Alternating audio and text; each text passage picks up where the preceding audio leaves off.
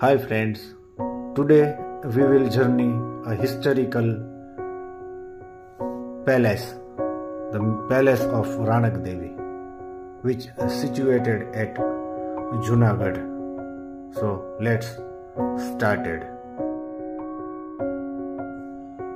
आज हम लोग आए हैं ऐतिहासिक नगरी जूनागढ़ में। जूनागढ़ अपने अंदर हजारों सालों से कितना इतिहास समेटे हुए है, कितनी इमारतें, कितने सारे मौसम को झेल के भी आज भी वैसे की वैसे ही खड़ी है जैसे कि इसको अभी बनाया गया हो।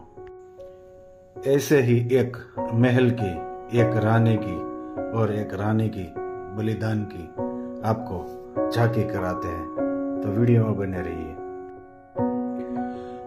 रानक देवी का महल, जिसमें नीचे की तरफ अब यहाँ पे पुराने नक्शी काम के नमूने सब रखे गए हैं और दीवार पे साइन बोर्ड पे जूनागढ़ का पीरियोडिकल और हिस्टोरिकल डेवलपमेंट लिखा गया है हर दीवार पे। आप वीडियो में आगे देखते जाएंगे।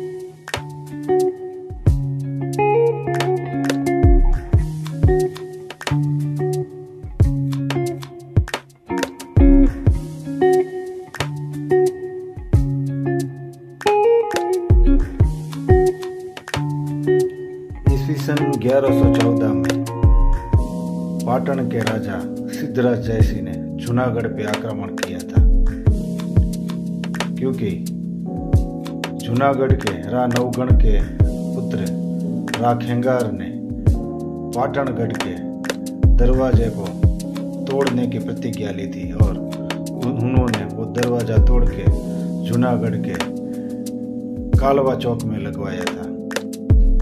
पाटन के राजा सिद्धराज जयसिंह ने जूनागढ़ पे आक्रमण करने की और दूसरी वजह भी थी। जूनागढ़ के मझौड़ी में एक कुंभार के घर पे राजा सिद्धराज जयसिंह और उनके दरबारी टहलने के निकले थे। तब ये कुंभार के वहाँ मझौड़ी में रुके थे। मझौड़ी में वहाँ कुंभार के घर में राजा सिद्धराज जयसिंह ने युवा राणक को देखा और उनको देखते ही दिल दे बैठे थे। राणक जिनको सिंध में त्यागी गई थी, उस त्यागी हुई लड़की को जूनागढ़ मझौड़ी के कुंभार ने अपने यहाँ पे पाल पोस के बड़ा किया था। और राजा सिद्धराज जयसिंह ने जब राणक देवी को देखा तो उन्होंने पाटन जाके उन्हें लग्न का प्रस्ताव भेजा, लेकिन राणक देवी को यह मंजूर नहीं था।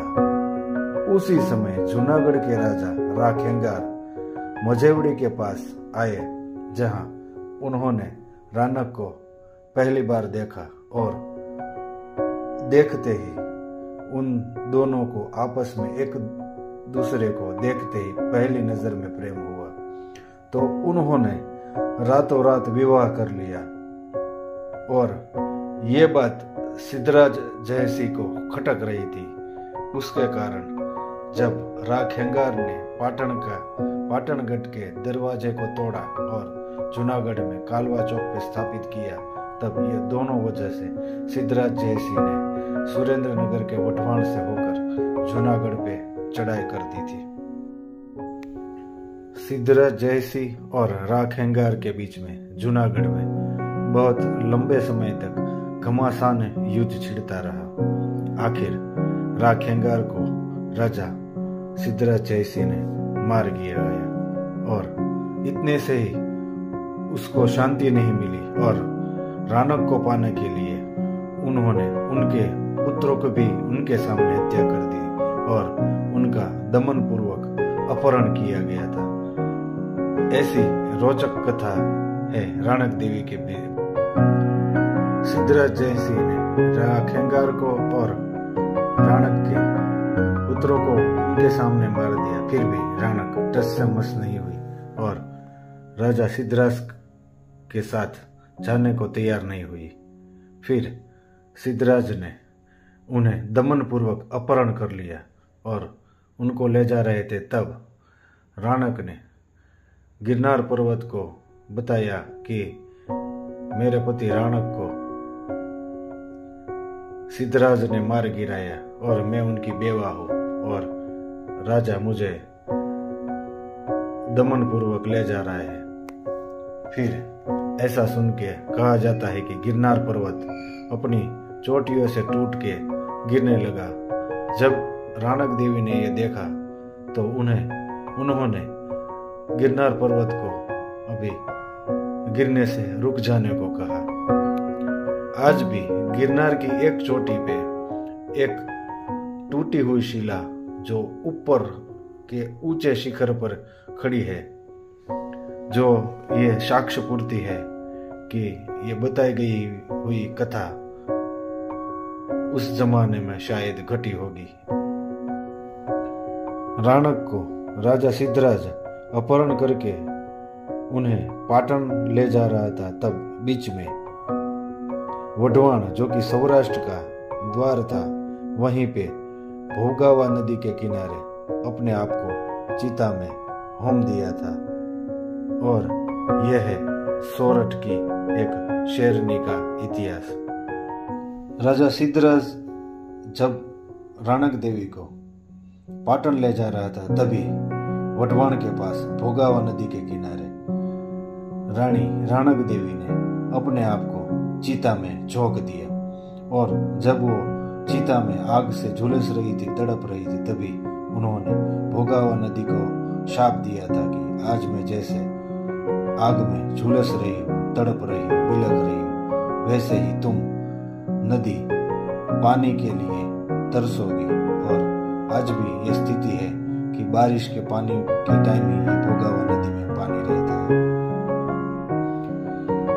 इस वीडियो के बारे में जो भी रोचक कथाएं इतिहास में मालूम पड़ती है, उनका अभ्यास करके उनके प्रमाणों को लेकर ये कथा आपको बताई गई थी।